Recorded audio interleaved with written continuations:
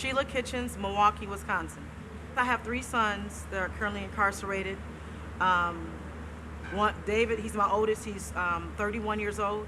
Then I have Javante, which is 30, and then my baby son, Jaquan, age 28. Some things I love about my sons are that I birthed them out of my own womb.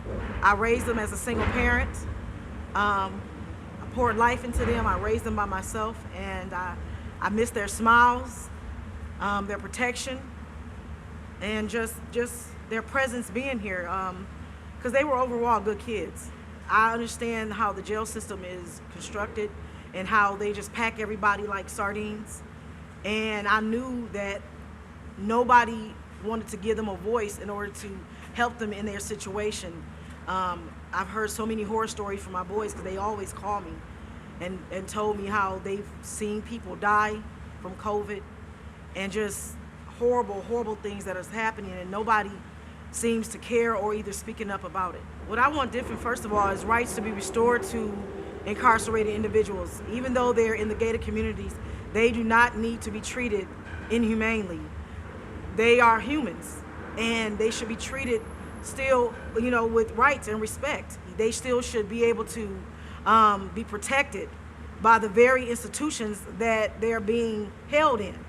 And it's just, it saddens me that it's just so much going on, and that even our elected officials, even writing them, and a lot of different organizations speaking out against the injustices that the gated community are suffering, they're still lagging their feet and pushing policies forward to help these people.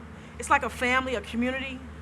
They have to look out for one another, because not only are they dealing with the horrid conditions inside the jail system, and the taunting from the guards and all that kind of stuff, but now they are fighting an enemy that they can't even see, which is COVID.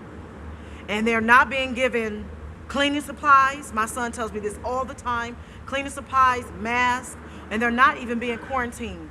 My 31-year-old son, he was telling me how his inmate had COVID, and they kept them in the same cell. They did not remove the young man out of the cell or quarantine him or anything.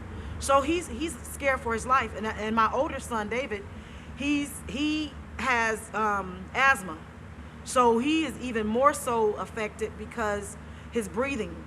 And so it's scary, but I pray, and I'm praying that God protects them, and not just my sons, but others, everybody in the institution, because I understand how horrible it is to be treated like you're less than a human. Take a look at yourself. Tell me, would you want to live like that? Would you want your loved one or your child living like that? What if your child was sentenced to, say, for instance, like my son, 17 years in prison, and he never even had a record, just based on somebody else's allegations that was not even proven? Would you want your loved one living like that? Would you want your loved one put in an institution, crammed in with other people, and not even just that, not even being given adequate medication, not even being given cleaning supplies to even protect yourself, because you have hopes of one day getting out of this place? Tell me, would you want that for your own self? So you should never want that for another human being, regardless their race, creed, religion, whatever. You shouldn't want that for another person. I love you.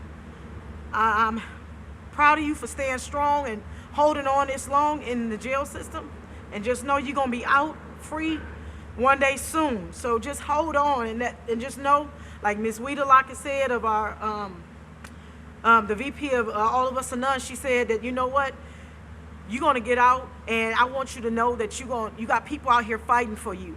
It's a lot of organizations, a lot of people out here that cares.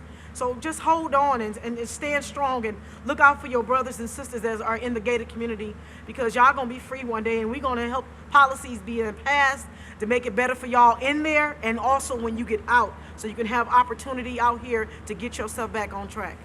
I love you guys.